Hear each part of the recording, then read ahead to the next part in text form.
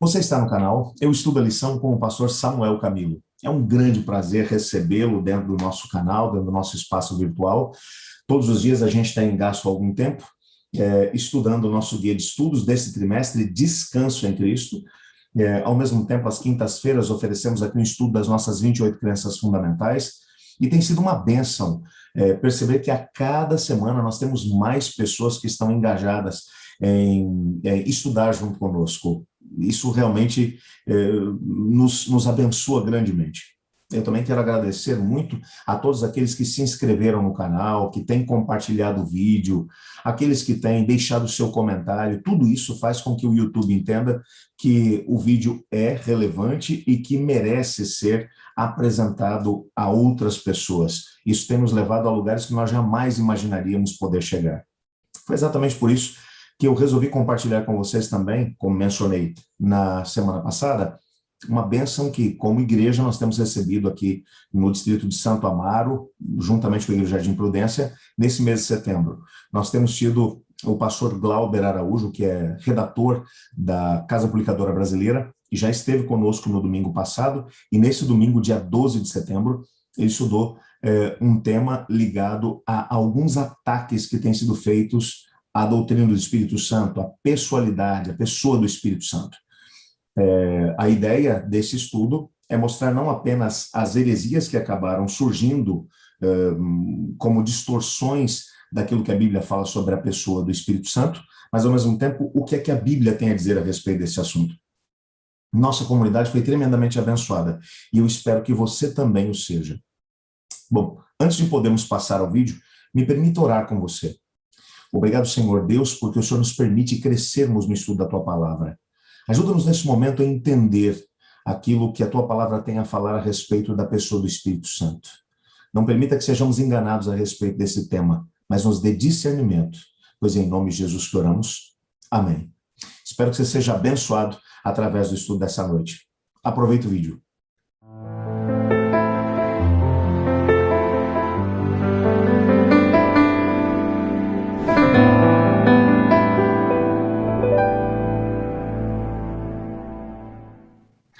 Ok, então, boa noite a todos. É um prazer poder estar com vocês mais uma vez. Fico muito feliz pela oportunidade de poder falar com vocês sobre esse assunto. Na semana passada, nós começamos essa série, né, de estudos sobre a Trindade e o Espírito Santo. Na semana passada, nós vimos um pouquinho como é que funciona a dinâmica, né, entre as diferentes pessoas dentro da divindade, e nós acabamos nos focando um pouquinho mais no Espírito Santo, porque acaba também sendo um pouco do foco principal da série toda. No domingo passado, nós estudamos um pouco sobre como que a Bíblia ela mostra, ela revela que o Espírito Santo é Deus e é uma pessoa da divindade. E nós vimos um pouco como esse conceito de pessoa se encaixa dentro da divindade, como é que você pode ter um Deus e, ao mesmo tempo, três pessoas dentro da divindade. E nós vimos que é perfeitamente lógico, possível, e a Bíblia apresenta vários textos que vão nessa direção. No estudo que nós tivemos no domingo passado, ele foi mais assim, teve um ar mais de sermão, teve apelos, assim por diante. O estudo dessa noite, ele vai talvez ele se direcionar um pouquinho mais para um perfil mais de aula, e eu peço a concentração dos irmãos, a atenção dos irmãos, porque tem certos argumentos, certas ideias que são apresentadas, e para você poder trabalhar, entender e discutir esses argumentos e esses ataques, né, como é o título da mensagem dessa noite, a gente precisa, às vezes, de deixar um pouquinho o gênero, né, o estilo de sermão, para se deter um pouco mais a essas ideias, esses conceitos, e trabalhar com eles de uma forma um pouco mais técnica. Eu vou apresentar para vocês nessa noite praticamente 4 críticas ou argumentos contra a ideia de que o Espírito Santo é Deus e que ele é uma pessoa dentro da divindade. Na semana passada nós vimos assim o lado positivo, o lado correto da palavra de Deus, no sentido de não estudar pelas críticas, mas estudar pelo que a Bíblia de fato fala sobre esse assunto e quais são os textos que trabalham essa questão aí. Então, nós, de certa forma, nós estudamos o assunto pelo lado da verdade, tentando entender a verdade como ela é apresentada na Bíblia. Hoje, nós vamos tentar entender um pouco mais a crítica que é apresentada e estudar um pouco assim mais o lado do engano, do erro que é apresentado, porque tem certos textos na Bíblia que são um pouco difíceis de compreender. A gente vai ver que tem algumas críticas que são apresentadas ao Espírito Santo, ou à ideia, ao conceito de que o Espírito Santo é uma pessoa, que estão baseadas na escrita, da forma como ela foi feita, na língua antiga, o grego, em certos textos bíblicos. Então, a gente vai precisar ser um pouquinho mais técnico nesta noite. Devido a essa natureza um pouco mais técnica, se por acaso alguém se interessar e quiser conhecer um pouco mais do assunto, eu recomendaria, infelizmente a imagem está invertida aí para vocês, mas tem esse livro que saiu pela Unaspress há um tempo atrás, chamado Pneumatologia. Pneumatologia tem a ver com o Espírito Santo, né? Pneumatologia, pessoa e obra do Espírito Santo. Isso aqui é uma coleção de textos, de artigos que foram apresentados num simpósio lá no NASP, no Campus 2, há um tempo atrás, e é um material fantástico. Se vocês verem aqui, ó, é um calhamaço, mas tem muito material interessante aí. E aí os autores, eles vão trabalhando o tema do Espírito Santo em vários livros ao longo da Bíblia, na história do cristianismo, na história do adventismo. Então é um livro muito interessante. Se por acaso você gosta de comprar livros, ler materiais e se aprofundar um pouco mais no assunto, eu recomendo esse material aí. Obviamente, com os 30 minutos que nós temos, não dá para a gente assim, mergulhar nesse universo e ir a fundo por causa da limitação do tempo. Mas mesmo assim, vai dar para a gente poder ter uma noção geral do que é apresentado aí. O irmão Duvaldo pediu para eu identificar os acusadores, os críticos. A gente pode dizer que assim, existem algumas denominações dentro do cristianismo que não acreditam que existem 3 pessoas dentro da divindade. Para algumas denominações, há apenas um Deus, um único Deus, eles vão só naquela linha da unidade dentro da divindade. Então, para eles, Jesus não seria Deus, talvez um ser criado, mais exaltado, e o Espírito Santo poderia ser considerado como uma energia, uma força, um poder de Deus, alguma coisa assim, como a gente vai ver nessa noite. E aí, estas ideias vêm dessas outras denominações e acabam infiltrando dentro do adventismo. Então, não são ideias que surgiram dentro do adventismo e convivem conosco o tempo todo.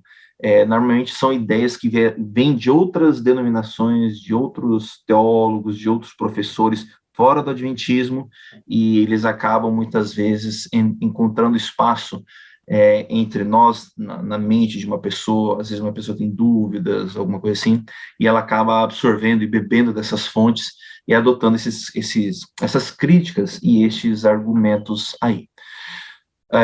Eu me lembro, alguns anos atrás, quando eu era pastor distrital, na Paulista Sul, e teve um irmão na igreja que, já há um bom tempo, ele era membro da igreja, ajudava bastante na igreja, contribuía, tinha sido líder na igreja, e ele começou a desenvolver ideias antitrinitarianas, né, a gente chama, especialmente contra o Espírito Santo. E a liderança da igreja estava muito preocupada com ele, porque por muito tempo ele tinha ajudado, tinha apoiado, pregava e tal, e infelizmente ele começou a absorver essas ideias, essas críticas, e começou a manifestar e se pronunciar publicamente contra o ensino adventista da pessoa do Espírito Santo. E aí, então, a gente, em algum momento ou outro, a gente foi conversar, visitamos ele, conversamos e tentamos dialogar e discutir essas questões e tentar trabalhar com essas críticas aí. Eu me lembro que foi uma reunião, assim, bastante tensa, bastante complicada. A gente ficou quase até 1h, 2h da manhã conversando, discutindo.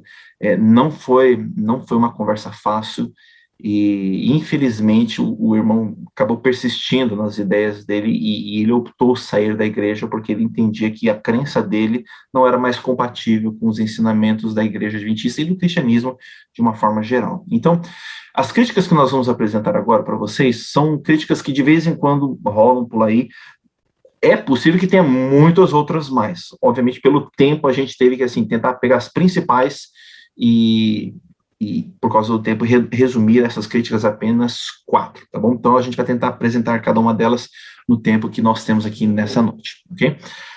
A primeira crítica que é apresentada contra a pessoa do Espírito Santo é que muitas vezes, quando a gente lê o texto bíblico e a gente vê as referências onde o Espírito Santo aparece, dá a impressão que a maneira como o Espírito Santo ele é apresentado na Bíblia, ele é apresentado de uma maneira como se ele fosse uma força, uma energia, um poder de Deus. A gente vai ler alguns textos agora que dão essa clara impressão quando você lê a palavra Espírito. Quando a gente lê a palavra Espírito, dá a impressão que que o texto está ali falando de alguma força da natureza. Vamos, por exemplo, para Gênesis capítulo 8, o verso 1. Quando a gente vai para o texto, Gênesis, no capítulo 8, no verso 1, nós vamos encontrar ali a palavra Espírito, e da maneira como nós lemos, dá a nítida impressão de que se está falando ali de uma força, algo impessoal, um fenômeno da natureza, alguma coisa assim. Então, Gênesis capítulo 8, verso 1 diz assim: Lembrou-se Deus de Noé, de todos os animais selvagens e de todos os animais domésticos que com ele estavam na arca, e fez passar um vento sobre a terra, e as águas começaram a baixar. Essa palavra em português, que está traduzida como vento, é a palavra que é usada para espírito. A palavra em hebraico é ruá. Então, ruá é uma palavra que é usada para se referir a um vento, a um sopro, e também ao espírito. Quando, por exemplo, ali, bem no comecinho de Gênesis, fala assim, olha, e o Espírito de Deus pairava sobre as águas, fala que o ruá de Deus pairava sobre as águas. Então, essa palavra hebraica, ela é utilizada também para se referir a um poder, a um fenômeno da natureza. Vamos para Eclesiastes, por exemplo, capítulo 3, o verso 19. Aqui, mais uma vez, a gente vai ver essa palavra sendo traduzida como um fenômeno da natureza, como uma força. Eclesiastes, capítulo 3, o verso 19. Eclesiastes, capítulo 3, o verso 19 diz assim: Porque o que acontece aos filhos dos homens também acontece aos animais. A mesma coisa lhes acontece. Como morre um, assim morre o outro. Todos têm o mesmo fôlego. Essa palavra fôlego é ruá. Tem o mesmo fôlego. E nenhuma vantagem tem os homens sobre os animais. Tudo é vaidade. Aqui, mais uma vez, você tem essa palavra ruá, que é traduzida como fôlego. E a Bíblia, inclusive, diz, olha, o ruá que tem nos animais é o mesmo que tem no ser humano. O fôlego que tem nos animais é o mesmo que tem no ser humano. Então, essa ideia de você ter um sopro, um vento, um fôlego, é traduzido por essa palavra hebraica que nós acabamos de mencionar agora, ruá. Ruá é em hebraico e pneuma é em grego. A gente vai se lembrar, por exemplo, em português, nós temos o pneu, né? O pneu que tem no carro e ele é cheio de ar. Então, essa palavra aí, ela vem da palavra grega, pneuma, que tem a ver com sopro, com vento, com ar. Só que essa palavra, na Bíblia, ela não é usada apenas para se referir a fenômenos da natureza, a força, a vento, a fôlego, assim por diante. Às vezes, essa palavra, ela também é utilizada para se referir a seres, e às vezes até seres sobrenaturais. Quando a gente vai, por exemplo, para Hebreus, no capítulo 1, o verso 14, a gente tem aqui um exemplo de como essa palavra ela foi traduzida para se referir a um espírito. Hebreus, capítulo 1, o verso 14. Tem alguém que está com o microfone ligado? De vez em quando tem alguma mensagenzinha que está piscando aí. Se vocês puderem desligar o microfone, me ajudaria a me concentrar um pouco mais aqui, se possível. Hebreus, capítulo 1, o verso 14. Aqui a Bíblia diz assim, olha, não são todos eles espíritos ministradores? A palavra espíritos, ela é, em português, traduzida da palavra pneuma, em grego. Então, não são todos eles espíritos ministradores, enviados para servir a favor dos que hão de herdar a salvação? Então, veja, a gente tem aqui um exemplo de como tanto a palavra no hebraico, ruá, quanto a palavra pneuma em grego, elas são utilizadas para se referir a fenômenos naturais, a fenômenos da natureza, a forças, energias, vento, sopro, como também a pessoas, ou seres, melhor, a seres espirituais, ou seres sobrenaturais. Então, às vezes, a crítica de que essas palavras,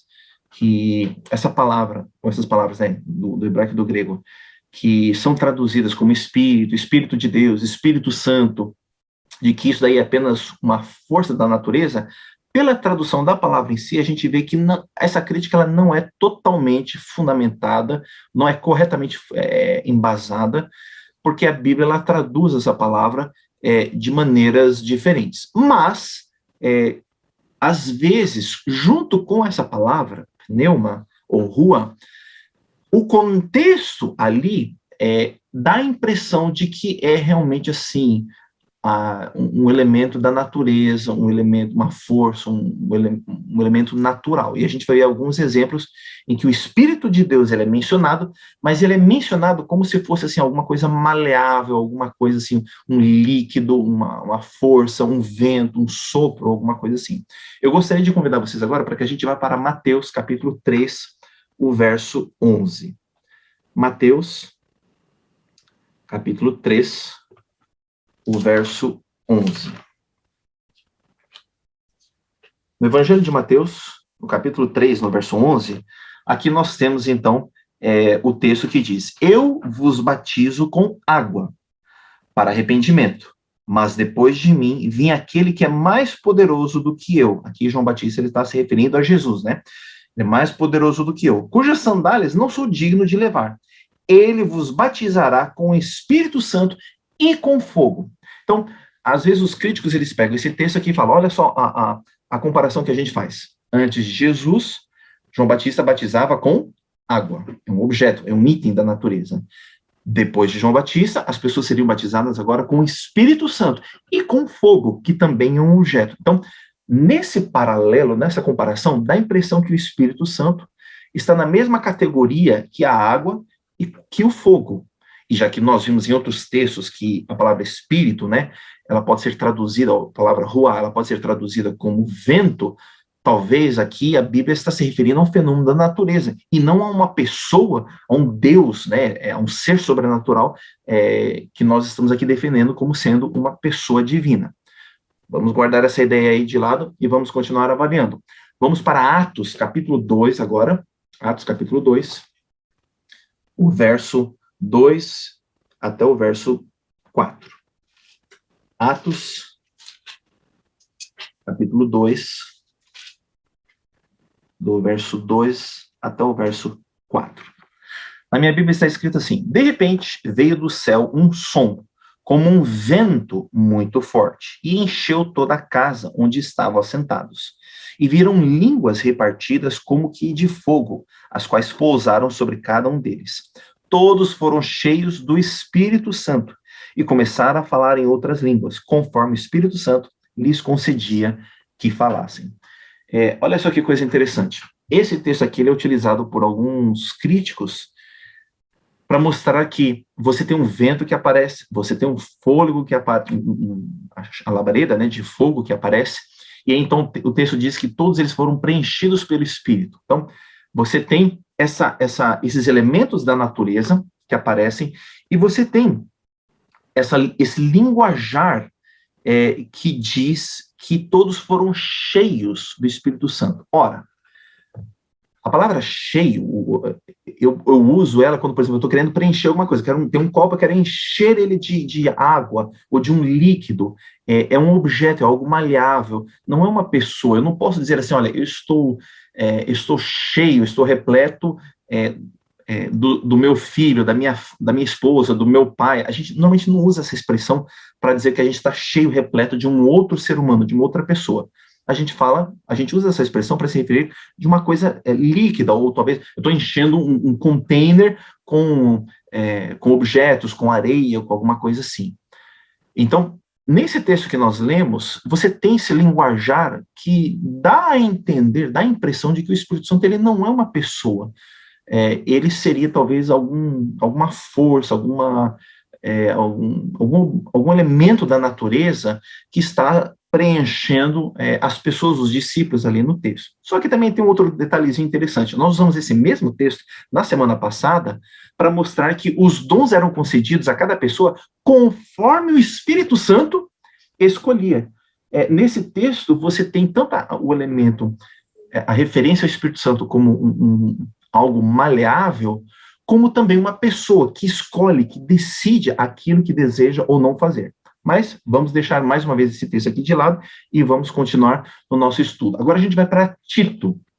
Tito, capítulo 3, o verso 5 até o verso 6. Tito, capítulo 3.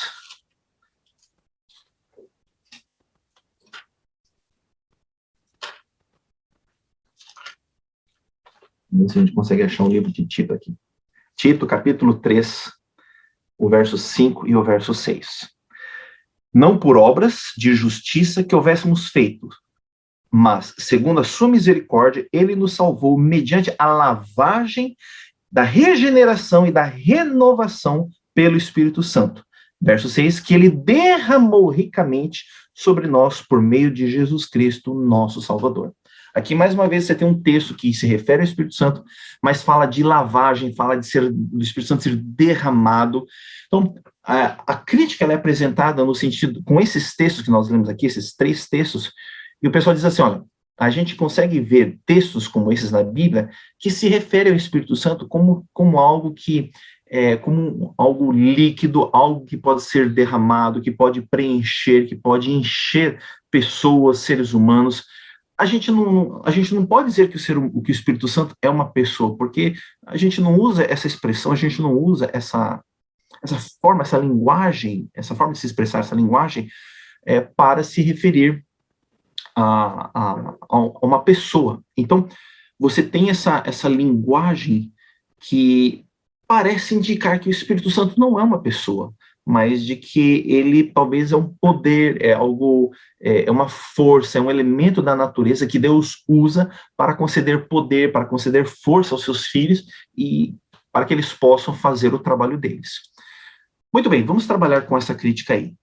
Será que essa linguagem que está sendo utilizada, ela se refere literalmente ao Espírito Santo como sendo uma força, um líquido, uma energia, ou a gente poderia talvez considerar essa linguagem como uma metáfora, uma linguagem metafórica do Espírito Santo. E aí, por meio dessa linguagem, Deus está tentando explicar de alguma maneira que nós, seres humanos, na nossa limitação, de uma maneira que nós possamos compreender como é que o Espírito de Deus atua e trabalha em nós.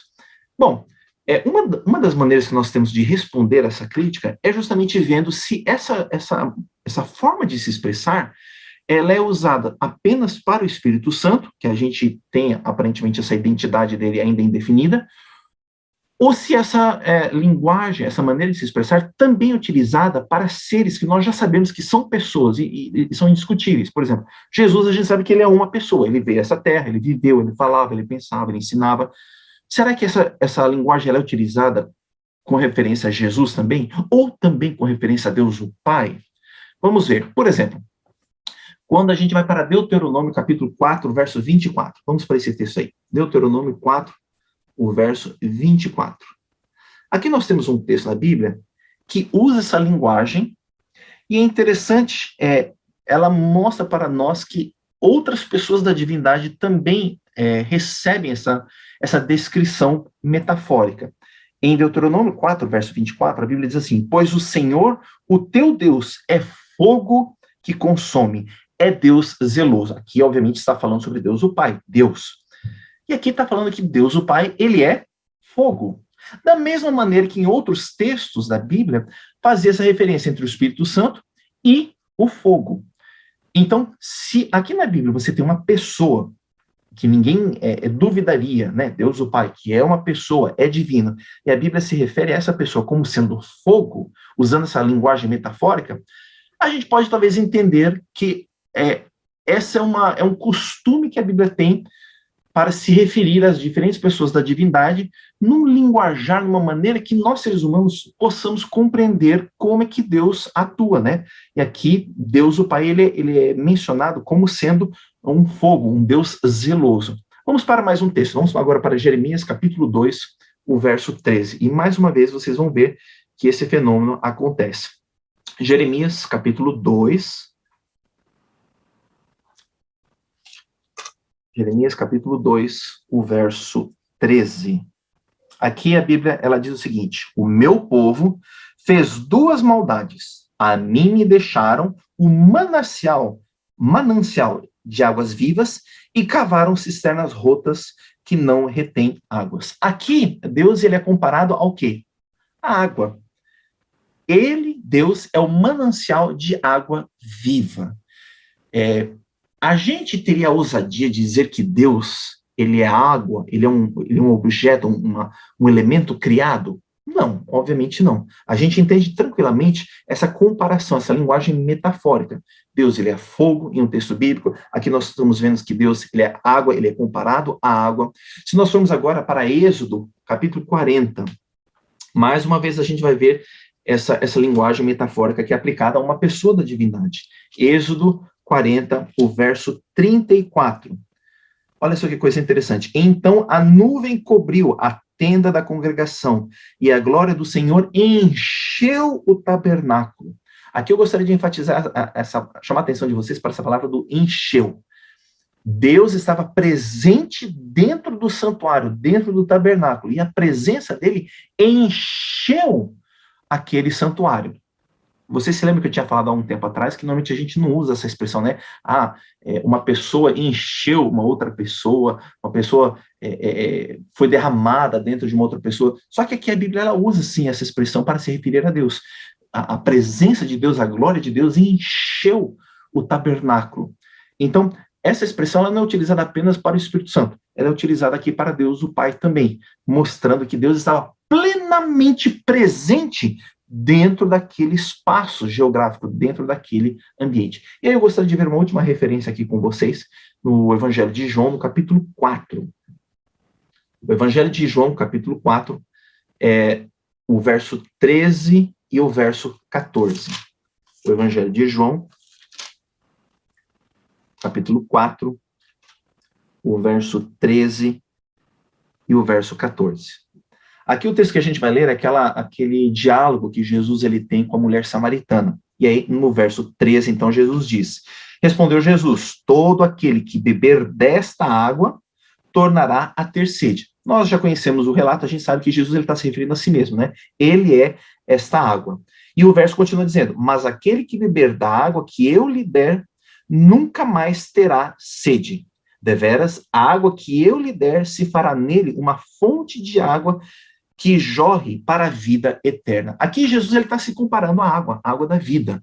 E ele está falando, olha, quem bebe do poço vai continuar bebendo dessa água para sempre. Mas quem beber de mim, eu que sou a água da vida, a água eterna, nunca mais terá sede. Então, a ideia, ou a acusação, a crítica de que esse linguajar que é utilizado para o Espírito Santo e que dá a impressão de que o Espírito Santo não é uma pessoa, esse argumento ele não dura muito tempo, ele não resiste quando a gente começa a utilizar esse mesmo argumento para outras pessoas da divindade, como Deus Pai e como Deus o Filho. A gente vê que essa mesma forma de se expressar, ela é utilizada para com as outras pessoas da divindade também. E se as outras pessoas da divindade são pessoas, não há problema nenhum em nós acharmos ou considerarmos que o Espírito Santo também é uma pessoa. Esse argumento não é suficiente para a gente descartar a ideia de que o Espírito Santo ele é uma pessoa divina, ok? O segundo argumento que às vezes é utilizado e é mencionado para descartar ou minimizar o conceito de que o Espírito Santo ele é uma pessoa, é o argumento, a gente chamaria de o argumento do silêncio. O que isso significa? Tem certas passagens na Bíblia em que apenas Deus é mencionado, apenas Jesus é mencionado, às vezes só Deus o Pai e Deus o Filho são mencionados, mas o Espírito Santo não é mencionado. E aí os críticos dizem assim, tá vendo? Deus o Pai é mencionado, Jesus ele é mencionado, mas o Espírito Santo ele não é mencionado. Portanto, só Deus o Pai e Deus o Filho são pessoas, são Deus realmente. O Espírito Santo, ele não é uma pessoa, ele não é Deus, ele não deve ser considerado. E eles citam 2 exemplos. Vamos ver esses 2 exemplos aí. João, capítulo 10, o verso 30. A gente já está no Evangelho de João, né? Nós vamos agora para o capítulo 10, o verso 30. Olha só que coisa interessante. Em João, capítulo 10, o verso 30, o texto diz assim, aqui é aquele discurso em que Jesus ele tá falando, vamos ler o verso 29, talvez isso ajuda mais a dar um contexto maior. João capítulo 10, o verso 29 e o verso 30 diz assim, meu Pai, que as deu a mim, é maior do que todos, ninguém pode arrancá-las da mão dele. E aí no verso 30 vem então a expressão que eu mencionei, eu e o Pai, né, Jesus e o Pai somos um. Aqui Jesus ele não diz, eu, o Pai e o Espírito Santo somos um. Ele diz apenas, eu e o Pai somos um. Aí os críticos dizem assim, olha, tá vendo? Só Deus, o Pai e o Filho são mencionados aqui. O Espírito Santo, ele não é mencionado. Portanto, o Espírito Santo não é uma pessoa da divindade, não faz parte desse núcleo. É apenas Deus, o Pai e Deus, o Filho.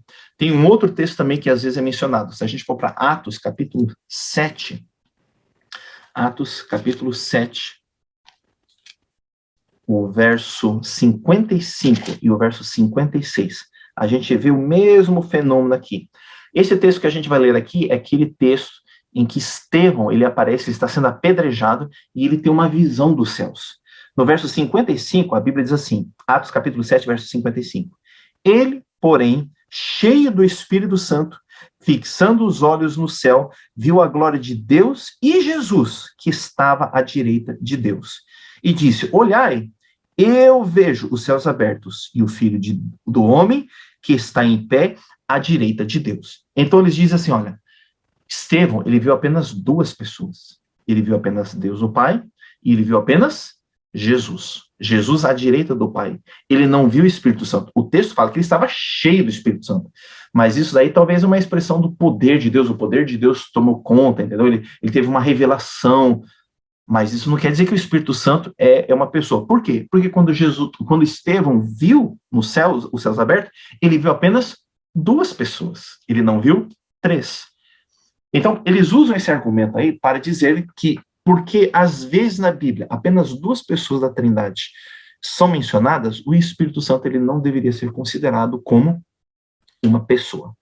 Como é que a gente responderia a essa crítica aí?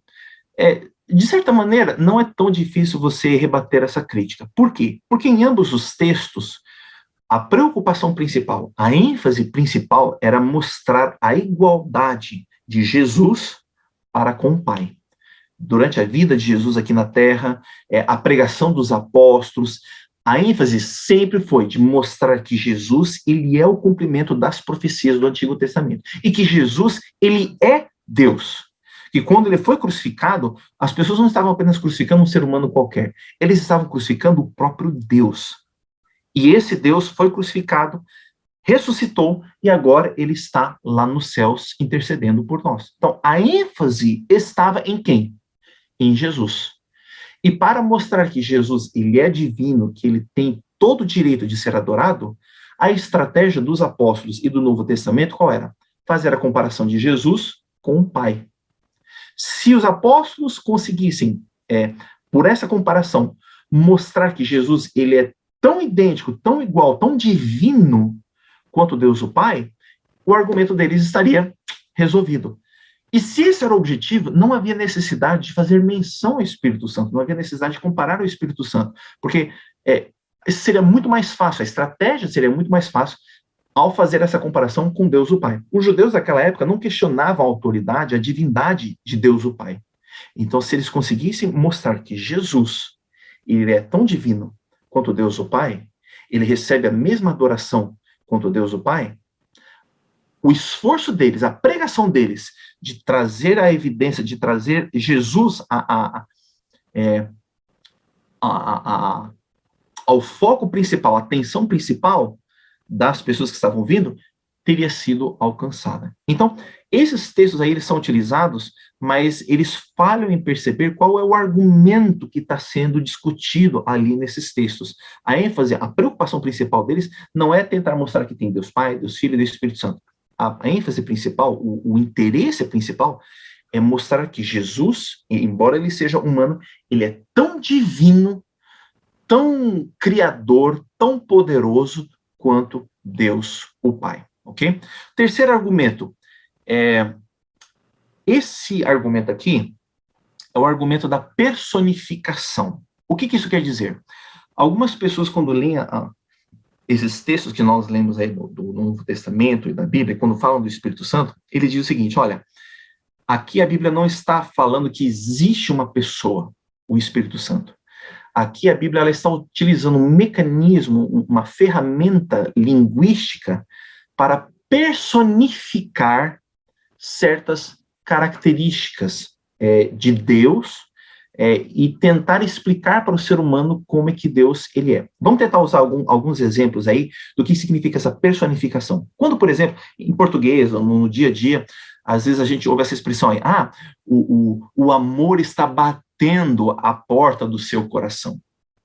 A gente sabe que o amor ele é um sentimento, ele não é uma pessoa, o amor é um sentimento. E quando a gente fala que ele está batendo a porta, a gente está tratando esse amor como se fosse uma pessoa.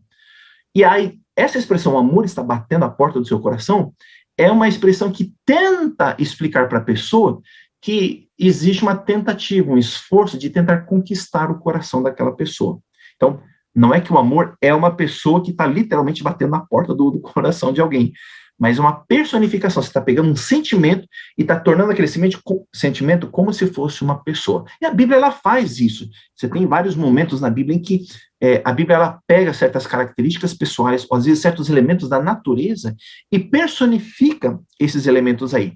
Eu gostaria de ler para vocês um texto da Bíblia como exemplo disso. Se a gente for para Salmo 98, o verso 8, a gente vai ver aqui a natureza sendo personificada, sendo tornada quase que humana. Se a gente for para Salmo 98, o verso 8, a gente vai ver exatamente isso acontecendo aqui no texto bíblico. Salmo 98, o verso 8. Olha só que coisa interessante. Olha como diz a Bíblia aqui. Os rios batam palmas, regozijem-se todas as montanhas. Alguns textos dizem louve, né, todas as montanhas. Aqui você tem dois elementos da natureza que são personificados. Primeiro, rios. Rios batam palmas. Bom, é fácil da gente perceber, né? Rio tem mão para poder bater palma? Obviamente não, né? Montanha não tem boca para louvar, para se alegrar, regozijar e assim por diante. Aqui os salmos, o autor desse salmo aí está apenas utilizando esses elementos da natureza para mostrar que a natureza ela participa do louvor e da adoração ao Criador. Mas não assim, literalmente, como se o rio estivesse batendo palma. É apenas uma personificação de um elemento da natureza. Então, esse linguajar que você encontra na Bíblia, algumas pessoas utilizam isso e falam, olha, é a mesma coisa que está acontecendo com o Espírito Santo. O Espírito Santo não é uma pessoa, mas o poder de Deus, o sopro, o vento, todos esses elementos naturais, eles estão sendo personificados para que a gente possa entender de uma forma um pouco mais elevada como é que Deus atua, como que Deus faz.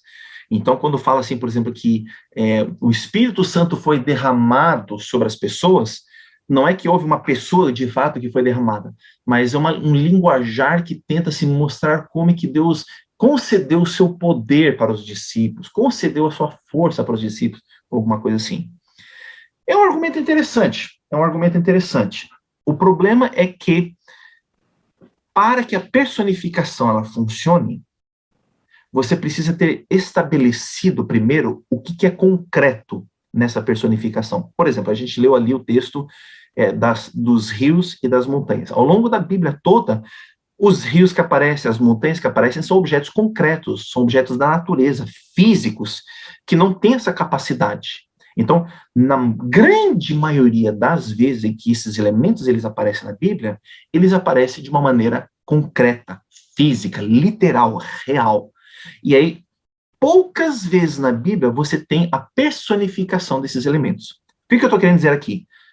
Esses elementos na natureza, para que eles possam ser personificados, eles precisam, primeiro, de uma maneira clara e autêntica, serem apresentados como objetos concretos, reais. E aí, uma vez que você sabe que eles são elementos concretos e reais, aí você consegue trabalhar com essa ferramenta, com essa estratégia linguística, e aí personificar isso daí. No caso do Espírito Santo, é exatamente o oposto que acontece. A grande maioria das expressões dos textos, das ocorrências onde isso acontece, você não tem essa personificação. O Espírito Santo, na grande maioria das vezes, ele é justamente apresentado já como uma pessoa que tem capacidade de fazer isso, aquilo, e a gente vê essas características no nosso último sermão do domingo passado.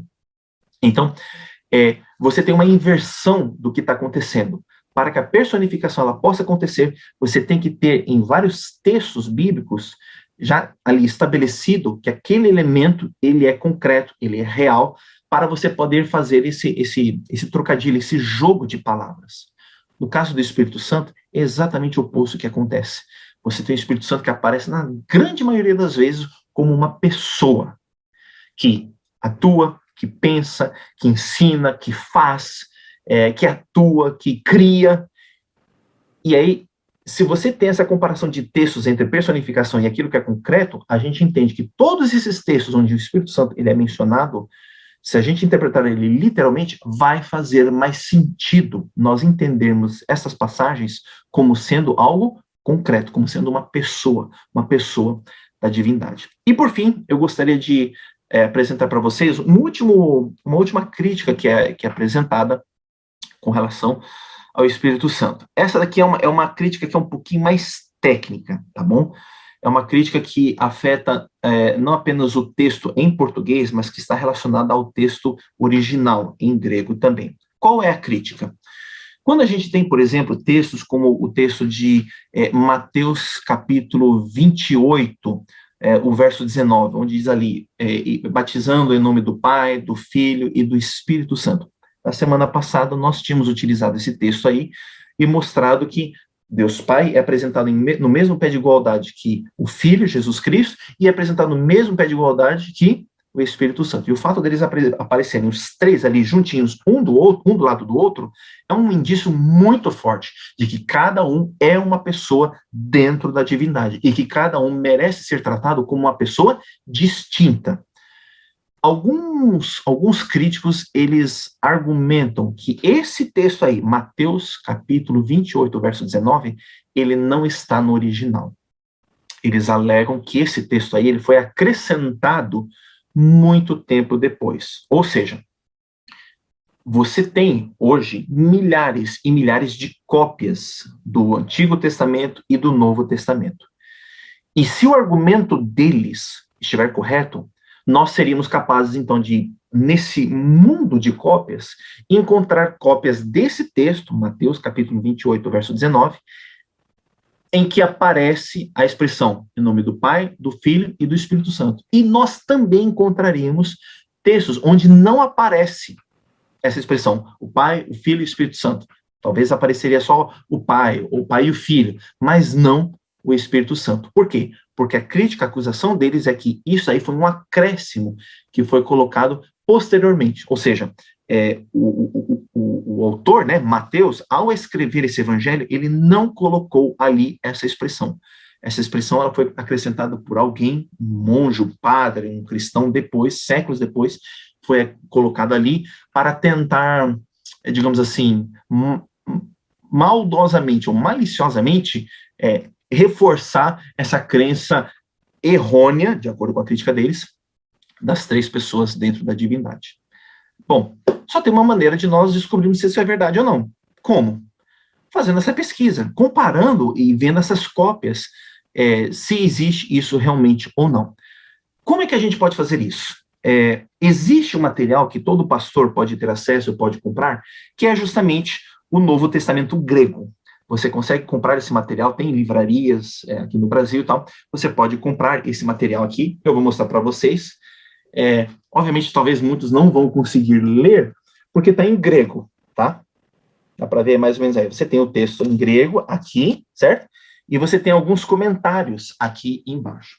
Eu tirei uma foto justamente da página onde esse texto aparece. E eu vou compartilhar com vocês, nesse momento, essa foto aí. Vocês conseguem ver a foto do livro aberto? Sim?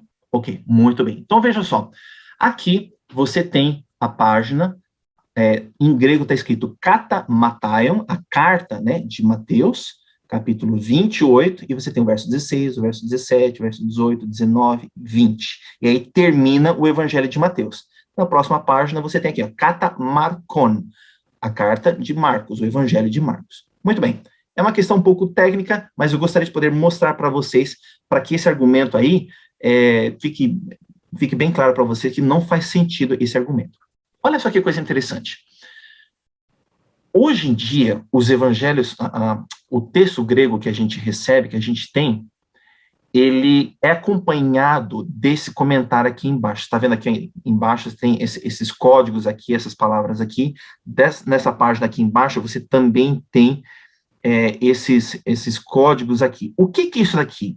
Isso daqui é uma informação que nós recebemos de quando você tem alguma variante no texto, ou seja, você tem o texto de uma maneira, mas existem outras cópias que apresentam aquele texto de uma maneira diferente. Por exemplo, vamos lá, suponhamos que você tem ali, batizai no nome do Pai, do Filho e do Espírito Santo. E aí suponhamos que você tem alguma outra cópia que diz, batizai no nome do Pai, do Espírito Santo e do Filho, ou seja, foram invertidos esses dois.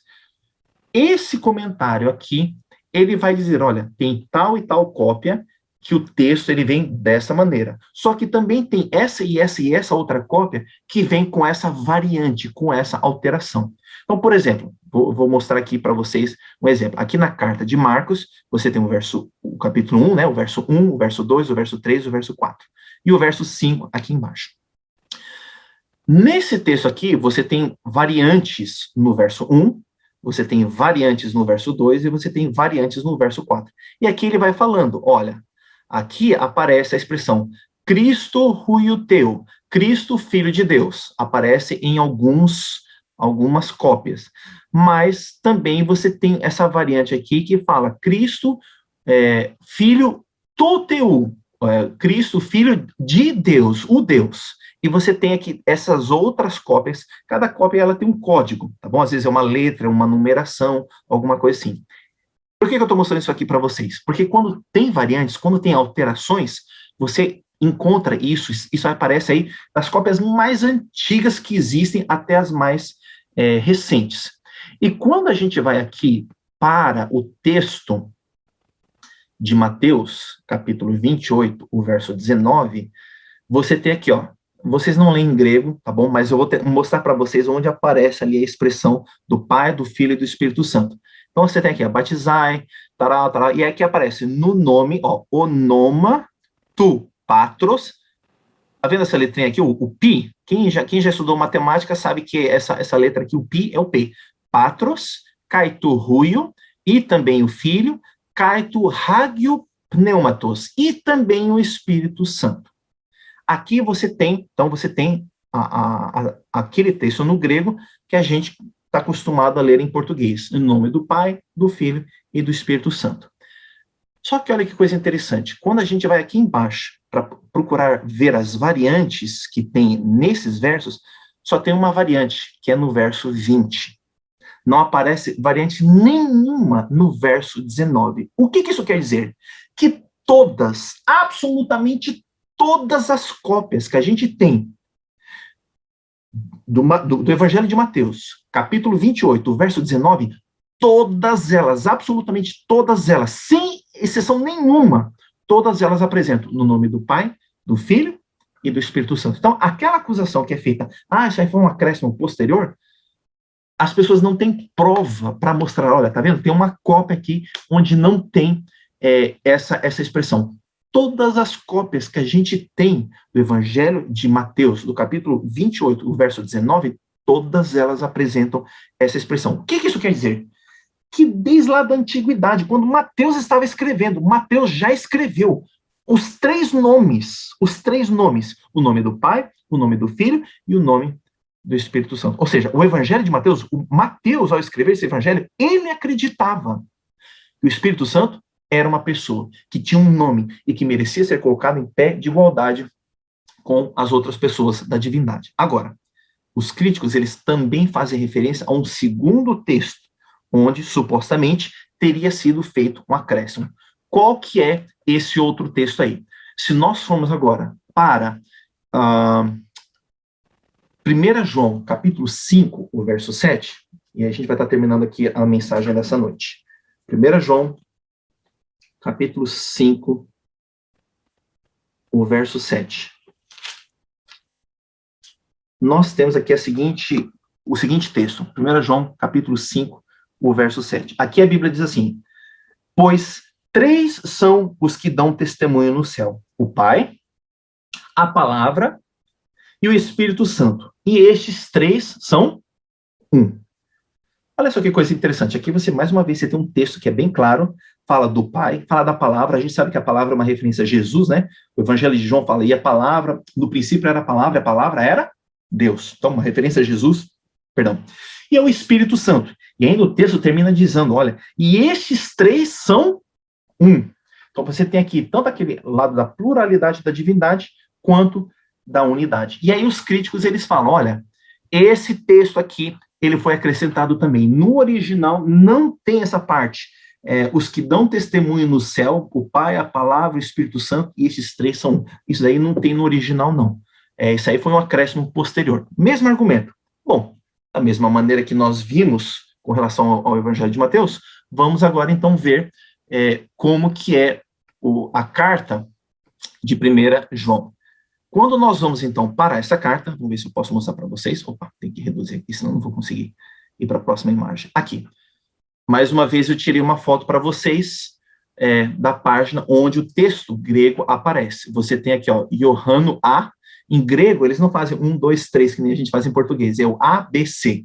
Então, você tem aqui, primeira carta de João, aqui, ó, capítulo 5, tá vendo aqui, ó, capítulo 5, e a gente vai, então, aqui, ó, para o verso 7, que foi o que a gente leu, né? Verso 7. Se você fizer uma comparação no texto em português, se você olhar para o texto em português, você vai, na minha Bíblia aqui, pelo menos, o texto em português tem 3 linhas, né? São 2 colunas e está escrito em 3 linhas. E aqui no verso grego, no texto em grego, você tem aqui um texto bem curtinho. Você não tem algo comprido como você tem em português. Isso aqui, até para quem não lê grego, opa, já é um alerta, né? Tem alguma coisa aí. E quando a gente vai aqui, ó, para as variantes, aqui embaixo, deixa eu ver se eu consigo puxar e colocar aqui no meio da tela. Aqui, ó. Quando a gente vai aqui nas variantes, ele mostra, sim, que tem variantes no verso 7 e no verso 8. Aqui, ó, algumas cópias terminam o verso 7 com essa palavra aqui, ó, martyrontes. Mártires, testemunho, entendeu? Mártires. E aí continua no verso 8. Ta pneuma, o espírito, kai tu hodor, kai tu aima.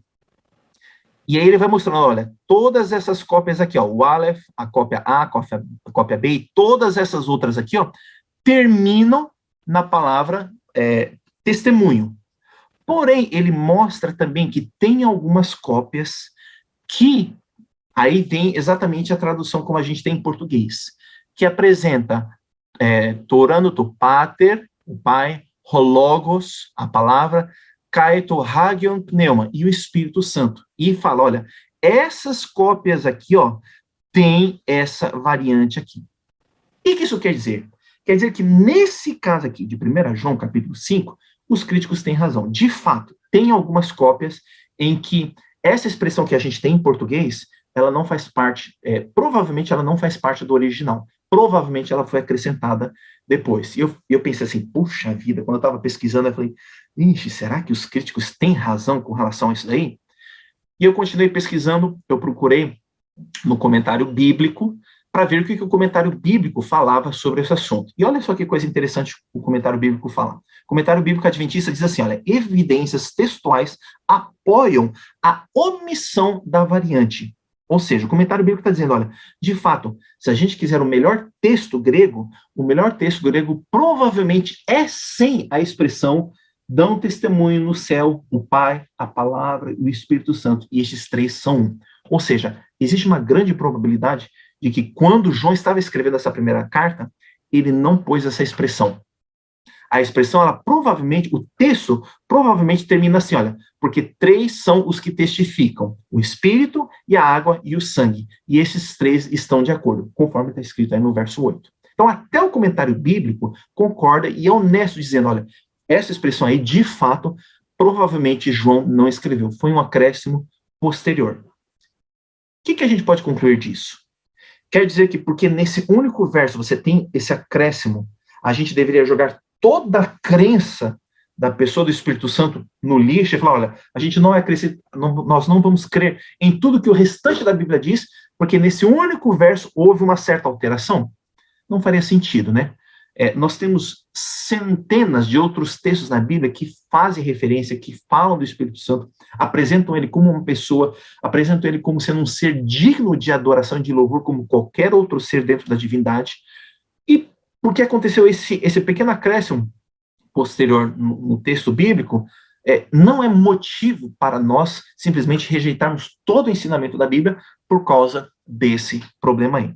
Então veja só, nós estudamos essas 4 críticas principais e a gente viu que, embora essas críticas elas continuem existindo por aí, você encontra isso na internet, em livros e assim por diante, não são críticas que são sólidas o suficiente para levar a gente a crer que, de fato, o Espírito Santo não é uma pessoa. O argumento, a evidência do lado da pessoalidade do Espírito Santo é muito mais forte, muito mais convincente do que a crítica que é apresentada. E aí eu gostaria, então, de concluir esse momento aqui nosso, convidando vocês a estudarem a palavra de Deus, a estudarem esses textos, comprarem materiais e livros que a igreja produz, que a igreja apresenta, e que dialogam e discutem essas questões aí, para que a gente possa se aprofundar. A gente leu vários textos hoje à noite, tá bom? Eu estou vendo aqui que eu estou pregando quase 50 minutos, a gente leu vários textos, mas tem muito mais que pode ser pesquisado, que pode ser estudado, para fortalecer essa compreensão nossa, adventista, de que existe Deus o Pai, existe Deus o Filho e existe Deus o Espírito Santo também. Os três, eles são um. E a gente precisa se preocupar com a pessoa do Espírito Santo. Por quê? E aí vem a nossa conclusão na mensagem dessa noite. Porque se por acaso a gente começar a descartar a crença na pessoa do Espírito Santo, a gente vai também rejeitar tudo aquilo que o Espírito Santo tem a nos oferecer. A pessoa do Espírito Santo tem uma obra fantástica a realizar em cada um de nós. O Espírito Santo, ele tem uma obra tremenda dentro do plano da salvação para poder resgatar a você e a mim. E se a gente começa a deixar de lado a crença no Espírito Santo, a gente rejeita também tudo aquilo que o Espírito Santo faz em nós e em favor de nós. Por isso eu gostaria de apelar ao seu coração e convidar você, se por acaso você tem dúvida, se ficou algum resquício de alguma dúvida, alguma coisa assim, pesquise, se aprofunde nesse estudo, leia materiais bons, textos sólidos, que apresentam evidências e que mostram o que a Bíblia de fato está ensinando. E você vai perceber com toda clareza que o Espírito Santo ele é uma pessoa real. Ele é Deus, e ele tem um trabalho importante a realizar na sua vida, e um trabalho de salvação que ele realiza a cada instante, a cada momento na sua vida, e que rejeitar a crença, rejeitar a atuação do Espírito Santo na sua vida, é praticamente rejeitar a salvação, porque a salvação ela é operada na nossa vida por meio da atuação do Espírito Santo. Então, que Deus abençoe você nessa noite. Eu espero que essa mensagem, esse momento que nós passamos juntos, estudando vários textos da Bíblia, estudando vários argumentos, possa ter ajudado você a compreender um pouco mais. E se por acaso ficou um pouco complicado de entender, volte, reestude, reveja esse vídeo, esse sermão, até você ir compreendendo e se conscientizando daquilo que a palavra ela ensina. Que Deus abençoe você, que Deus possa te dar uma boa noite de descanso e que você possa ter a atuação do Espírito Santo na sua vida a cada dia, a cada instante, pelo poder do nosso Deus. Essa é a minha oração, e eu oro para que Deus ele possa atuar na sua vida dessa maneira. Tenha uma boa noite, que Deus abençoe.